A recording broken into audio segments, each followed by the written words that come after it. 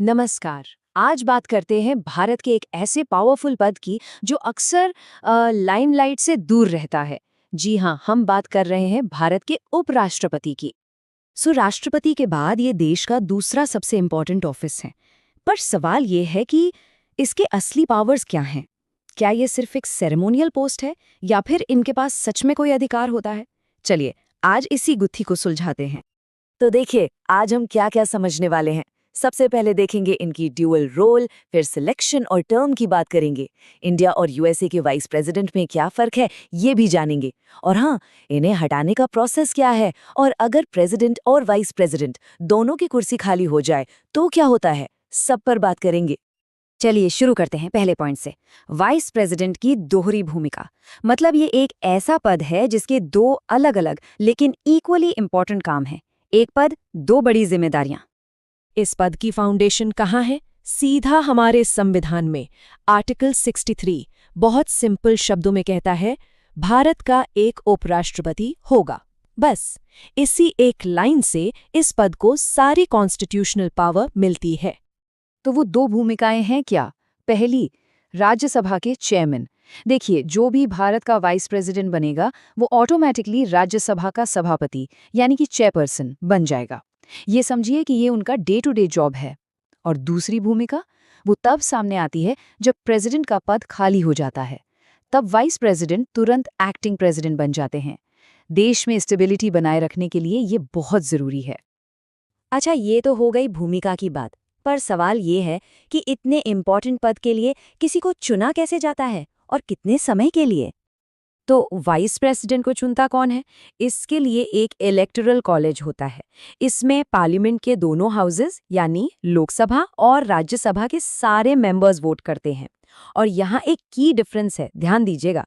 इसमें elected members के साथ साथ नॉमिनेटेड मेंबर्स भी वोट करते हैं। ये बात इसे प्रेसिडेंट के चुनाव से अलग बनाती है। और इनका कार्यकाल वो होता है पूरे 5 साल का, एक फिक्स्ड 5 ईयर टर्म। इससे देश के पॉलिटिकल साइकिल में एक कंटिन्यूटी बनी रहती है। पर मान लीजिए इलेक्शन को लेके कोई डिस्प्यूट हो जाए, कोई झगड़ा हो जाए, तो हमारा संविधान इस पर बिल्कुल क्लियर है। ऐसे किसी भी मामले की सुनवाई सिर्फ और सिर्फ सुप्रीम कोर्ट ऑफ इंडिया ही कर सकता है, कोई और नहीं। इससे पूरी प्रोसेस पॉलिटिकल इंटरफेरेंस से बची रहती है। अब एक इंटरेस्टिंग फैक्ट, भारत में वाइस प्रेसिडेंट का जो पद है उसका आइडिया अमेरिकन मॉडल से इंस्पायर्ड है। लेकिन कहते हैं ना, इंस्पायर्ड नॉट कॉपीड। दोनों में एक बहुत बहुत बड़ा फर्क है, खासकर उस सिचुएशन में जब प्रेसिडेंट की कुर्सी खाली हो जाए। और वो बड़ा फर्क ये है, अमेरिका में अगर प्रेसिडेंट का पद खाली होता है तो वाइस प्रेसिडेंट बचे हुए पूरे टर्म के लिए प्रेसिडेंट बन जाता है। लेकिन भारत में ऐसा नहीं होता। यहाँ वाइस प्रेसिडेंट सिर्फ एक्टिंग प्रेसिडेंट के तौर पर काम करते हैं, तब तक जब तक कि नए प्रेसिडेंट का चुनाव ना हो जाए। ये डिफरेंस हमारे पार्लियामेंट्री सिस्टम की वजह से है। ठीक है, सिलेक्शन समझ लिया, टर्म समझ लिया। अब बात करते हैं हटाने की। अगर कभी वाइस प्रेसिडेंट को पद से हटाने की नौबत आ जाए तो इसका प्रोसेस उतना सीधा साधा नहीं है जितना लगता है। और यहीं पर आता है एक सरप्राइजिंग फैक्ट। हमारे संविधान में ये कहीं नहीं लिखा है कि वाइस प्रेसिडेंट को किन ग्राउंड्स पर हटाया जा सकता है। जी हाँ, कोई स्पेसिफिक रीजन लिस्ट नहीं किया गया है। ये पूरी तरह से पार्लियामेंट के विवेक पर यानी उनकी अंडरस्टैंडिंग पर छोड़ा गया है। तो प्रोसेस क्या है? देखिए, इसे हटाने का रेजोल्यूशन सिर्फ और सिर्फ राज्यसभा में ही लाया जा सकता है। 14 दिन का एडवांस नोटिस देना पड़ता है। फिर राज्यसभा में इसे इफेक्टिव मेजॉरिटी से पास कराना होता है। इसका मतलब है कि सदन में उस समय जितने मेंबर्स हैं उनकी मेजॉरिटी। और अगर ये वहां से पास हो गया तो फिर इसे लोकसभा में एक सिंपल मेजॉरिटी से अप्रूव कराना होता है। चलिए, अब कुछ व्हाट इफ सिनेरियोज की बात करते हैं।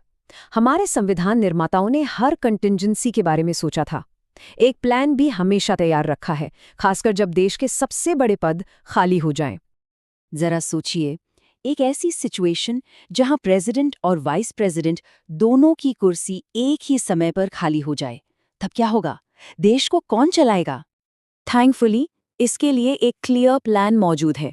1969 के एक एक्ट के मुताबिक उत्तराधिकार की एक पूरी लाइन तय है। प्रेसिडेंट के बाद वाइस प्रेसिडेंट।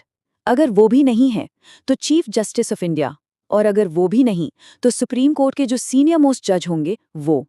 ये लाइन ऑफ सक्सेशन ये इंश्योर करती है कि लीडरशिप में कभी भी कोई वैक्यूम, कोई खालीपन ना आए। हिस्ट्री देखें तो वाइस प्रेसिडेंट का पद कई बार प्रेसिडेंट पद के लिए एक स्टेपिंग स्टोन, एक लॉन्च पैड साबित हुआ है। डॉक्टर राधाकृष्णन से लेकर डॉक्टर शंकर दयाल शर्मा तक ऐसे 5 वाइस प्रेसिडेंट्स हुए हैं जो आगे चलकर देश के प्रेसिडेंट बने।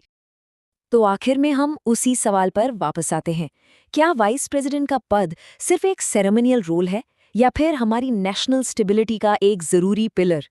जो कुछ भी हमने देखा उससे तो यही लगता है कि एक साइलेंट गार्डियन की तरह है, जो लाइमलाइट से दूर रह के गवर्नेंस की कंटिन्यूटी बनाए रखता है और तब सामने आता है जब देश को उसकी सबसे ज्यादा जरूरत होती है। शायद असली पावर इसी खामोशी में है।